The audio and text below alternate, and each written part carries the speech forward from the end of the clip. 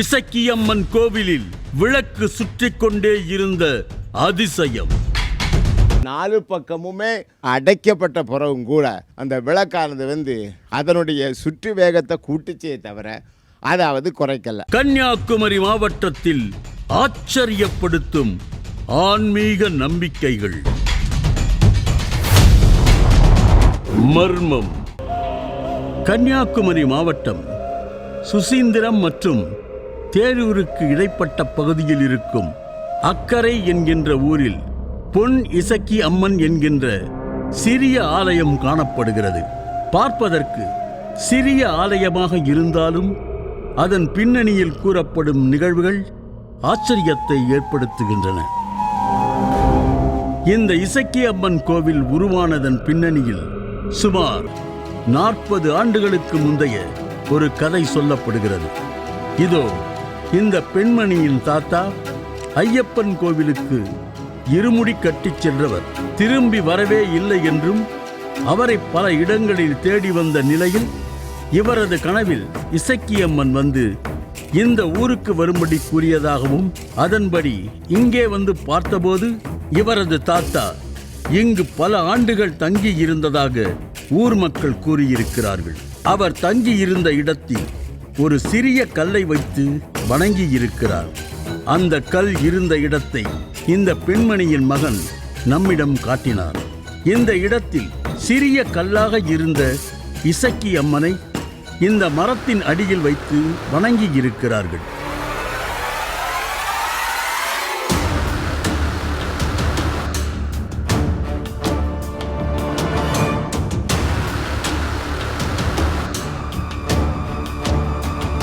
பிற்பாடு கோவில் கட்ட முனைந்தபோது அந்த கல்லை இந்த அம்மன் சிலை அடிப்பகுதியில் வைத்து மூடி இருக்கிறார்கள். நாங்கள் எங்கள் தாத்தா கொண்டு போட்டது திருவனந்தபுரத்துலேருந்து இந்த சாமி. எங்கள் ஆச்சி ஊர் திருவனந்தபுரம், கெட்டி கொடுத்தது பல ஊர். எங்கள் ஆச்சி ஊர் பல ஊர், கெட்டி கொடுத்தது திருவனந்தபுரம்.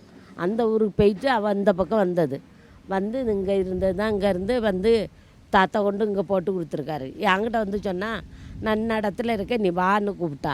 சாமி சொல்லி தான் நான் இன்ன இடத்துல இருக்கேன், சுசேந்திரம் ஒரு அக்கறைக்கிட்ட இருக்கேன், வேலையில் இருக்கேன், நீ வான்னு கூப்பிட்டு. நான் சாமி அடி இங்கே வந்த பிறகு எங்கள் அம்மா காட்டி தந்தா. இதில் தான் தாத்தா இருந்தது, இந்த சாமி இங்கே தான் இருக்குது, நீ வச்சு செய்யுதுன்னு சொல்லி கொடுத்தா. அதுதான் நான் செய்துட்டு இருக்கேன். தங்களது சொந்த ஊரில் இருந்து அடிக்கடி வந்து இந்த அம்மனுக்கு பூஜை செய்துவிட்டு செல்வதை வழக்கமாக வைத்திருந்த தாயும் மகனும் ஒரு கட்டத்தில் கோவிலுக்கு அருகிலேயே ஒரு கடையை வைத்து தங்கிவிட்டார்கள்.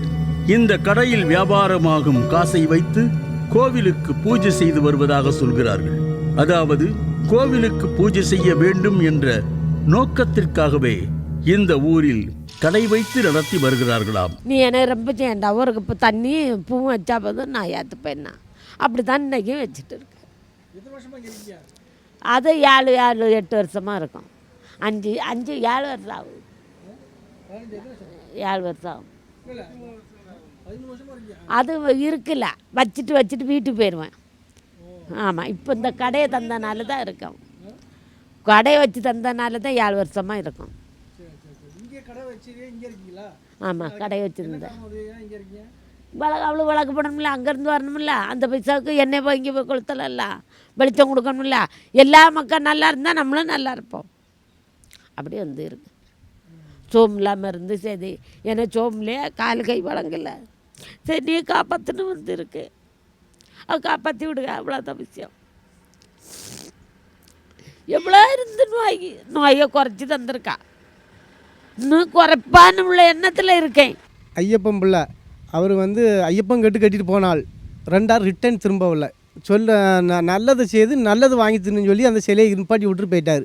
அதுக்கப்புறம் தான் நாங்கள் இந்த வழிபாடுக்குள்ள நிற்கும். நான் வந்ததுலேருந்து உங்கள் தாத்தாவை தெரியும் தான் சொன்னால் தவிர நான் இன்னும் முகத்தில் பார்த்ததில்லை. அவர் பார்க்காதனால அவர் விட்டதை நான் வழிபடுத்தி கொண்டு வந்துட்டு இருக்கேன். இந்த கடை இங்கே இருக்குன்னா இந்த கோயிலுக்காண்டி தான் இந்த கடையில் இருக்கும். இதில் நாங்கள் போயிட்டோம்னா இருள் அடைஞ்சு இருக்கும். உள்ள வெளிச்சத்தை போட்டு உள்ள இங்கே இருக்கும். இதோ இந்த பெரியவர் இவரது தாத்தாவை சிறு வயதில் சந்தித்ததாக சொல்கிறார். அவரை நரி என்றுதான் அனைவரும் அழைப்பார்களாம். அவர் தற்போது கடை வைக்கப்பட்டிருக்கும் இதே இடத்தில்தான் தங்கியிருந்தார் என்றும் சொல்கிறார்கள். தேரூர் ரோட்டில் அந்த வடகரை போகிற பாலகிருஷ்ணன் போகிற முக்கில் சிறு கோயில் ஒன்று இருந்து அது சிறு கோயிலில் ஐயப்பன் பிள்ளைங்கிறது அவர் பேர் நரின்னு சொல்லுவாங்க. ஆனால் அவர் பேர் வந்து ஐயப்பன் பிள்ளை தான். ஒரு சிறு கோயில் வச்சுட்டு அவர் இங்கே சாமியெல்லாம் கும்பிட்டுட்டு கோயிலுக்கு தீவாரண பூசைகள்லாம் பண்ணிக்கிட்டு உட்கார்ந்துருந்தார். ரொம்ப வயசாளி. அப்படி இருக்கக்கூடிய காலத்தில் அவர் இந்த கோயிலுக்கு நல்ல பெரிய நன்மைகள்லாம் அவர் பூசை காரியங்கள்லாம் பண்ணிக்கிட்டு இருந்தார். இந்த ரோட்டில் போகிற தேரூர் போகிற மக்களும் காரியங்களும் அக்கறைக்கு சுதந்திரம் ஏறி அக்கறை மக்கள் ஆற்று விளையாட்டு குளிக்க போடிய மக்களுக்கும் அப்படி நல்ல அனுசரணையாட்டும் காரியங்களும் இந்த சாமி வந்து ரொம்ப அனுசரணையாக இருந்து இந்த சாமிக்குள்ளே எந்த தொந்தரவுகளும் காரியங்களும் கிடையாது. அந்த சாமிக்கு அவள் வரக்கூடிய மக்கள் போகக்கூடிய மக்கள் காணிக்க கொடுக்கவும் எடுக்கவும் செய்துக்கிட்டு இருந்தாங்க. அம்மன் கனவில் வந்து கூறியதால் தனது தாத்தாவை தேடி வந்த இந்த பெண்மணி அம்மன் அருள் வந்து அடிக்கடி குறி சொல்வதை வழக்கமாக வைத்திருக்கிறார். தற்போது உடல் நலம் சரியில்லாததால் குறி சொல்வதில்லை என்றும் தனது உடல் நல பிரச்சனைகளை கூட இந்த அம்மன் தான் சரி செய்து கொடுக்கிறார் என்றும் கூறுகிறார். நான் தானே கணக்கு சொல்லுவேன். நான் தானே கணக்கு எல்லாமுக்கு வந்தால் தண்ணி குறையறவேன் கணக்கு சொல்லுவேன். யாருக்கும் அவள் வந்து கணக்கு சொல்லி தான் சொல்லுவேன். யாடு எடுப்பேன். ஆமாம், அது அவள்கிட்ட இல்லை கேட்கணும். அந்த நேரம் சொல்ல மாட்டோம்ல. இப்போ உனக்கு என்ன குத்தம் யாது குத்தம் அது அவள் வந்தோடனே சொல்லுவா. அதை தாங்கண்ணே. ஆமாம், சொல்லுவா. அதாங்கண்ணா சொல்லுவேன். இப்போ இல்லாமல் இருக்கு.